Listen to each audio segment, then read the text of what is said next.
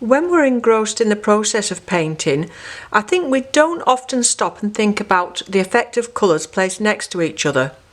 We think about choosing a particular colour for a particular object, and we maybe think about mixing colours for things like shadows, but I think because we're focusing on that, we don't always think about which colours we're putting next to each other.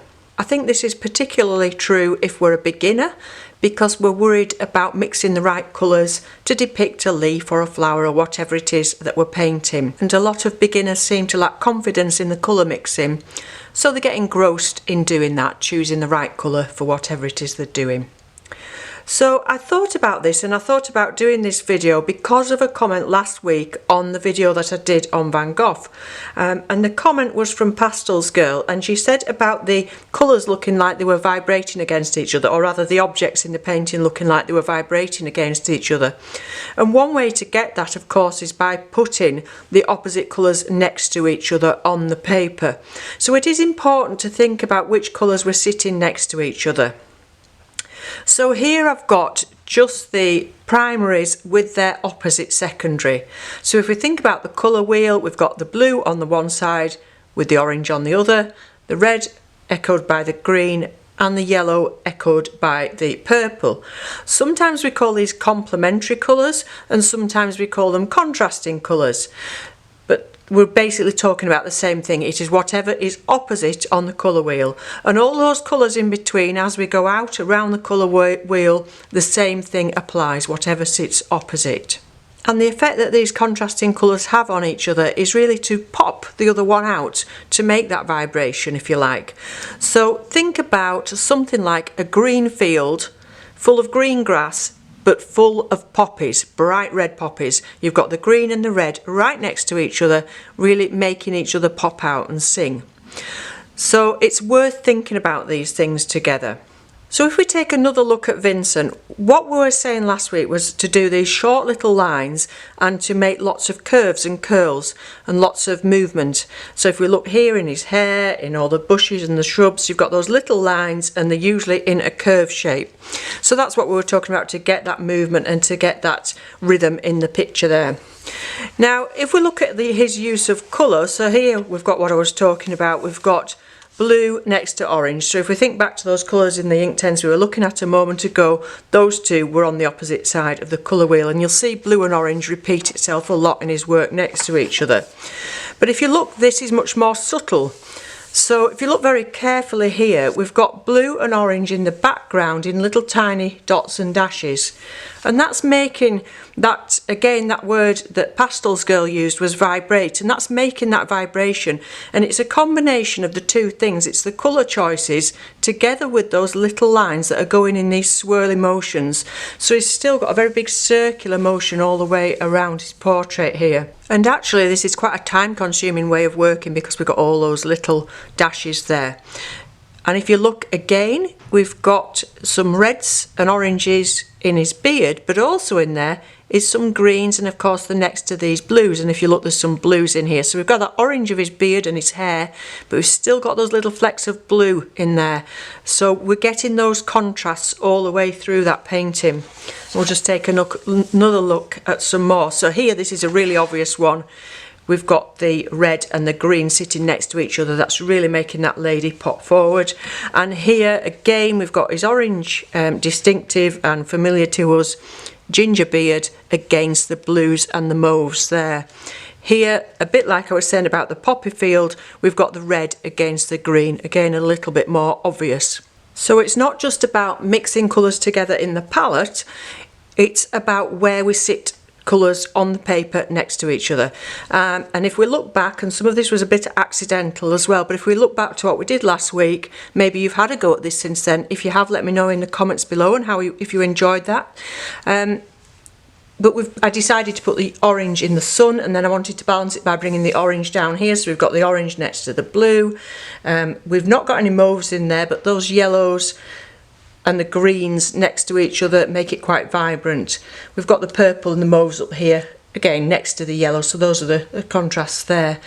So throughout that, we've got things that are contrasting, as well as that movement with those curved lines and those little dashes that we talked about. So with the Derwent Inktense, I've put 3 primary colours down and I've let them to completely dry, so that's nice and dry. I'll just show you this. This is the Faber Castell mixed media pad that I use in a lot of my YouTube videos. It's an A4, so it's a good size. And the thing with this is it works really well with the Derwent Inktense. So I think this is my 5th or 6th book now. It's a really nice bright paper, really white. As you can see, it's quite thick. And they really like it. They sit well on this paper. So I will link this down below. I'm not sponsored by them or anything like that. It's just that I like to use this one because it works well with mixed media, and it also works very nicely with watercolour. So it's a handy one to have because you can use it with either. So if we think about it, we've got the 3 primaries there, and what we're going to do is sit the 3 secondaries next to them and just see how they react with each other, how they look next to each other, but also how we can make shadow colours with those. So I've loaded my brush with plenty of the Derwent Inktense from the extra large blocks. I'll just do a nice wide sweep of colour, then the green and the purple. So I'm hoping you can see what I mean there about those 2 colours sitting opposite each other on the colour wheel. When they're placed together, they really set each other off. So if you think about maybe a blue sea with an orange buoy in the middle of it, and that will really pop out and show up. Whereas if you'd put a green buoy in there or even a red buoy, it would not have that same effect. So it's always worth bearing in mind.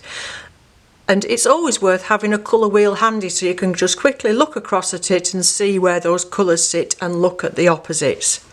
So before I go, I wanted to talk to you about shadow colours, and this is something I've mentioned before in other videos on colour. Over the years I've done quite a few videos on colour. As I've said in them, the use of colour is very subjective. We all have our own style, we all see colour differently, so I really didn't want to just give you any hard and fast rules.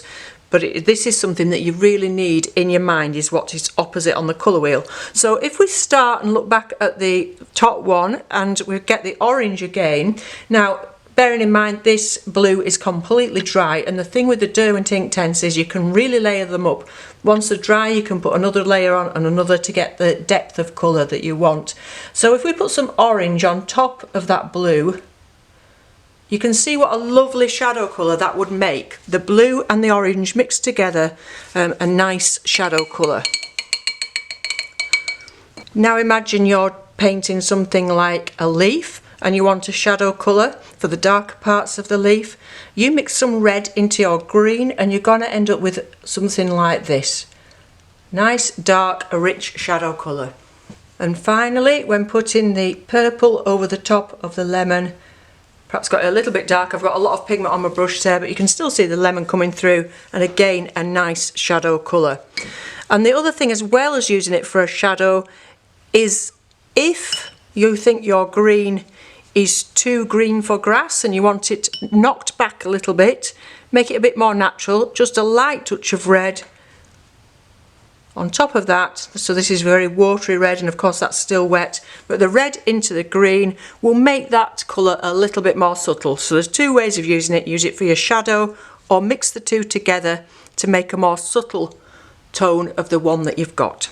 I'd be interested to know in the comments below if this is something that you do keep in mind when you're doing your painting.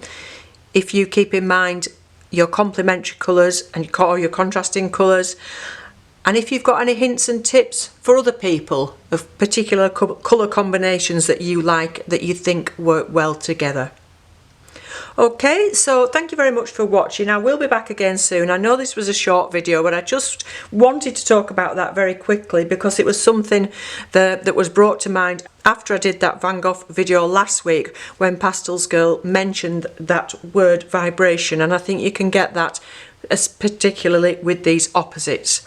So have a go at that. Have a go at doing lots of little dots and dashes of the 2 colours opposite each other to make those shapes. Okay, thanks for watching. I'll be back again soon. In the meantime, enjoy your own painting and drawing. Bye bye for now.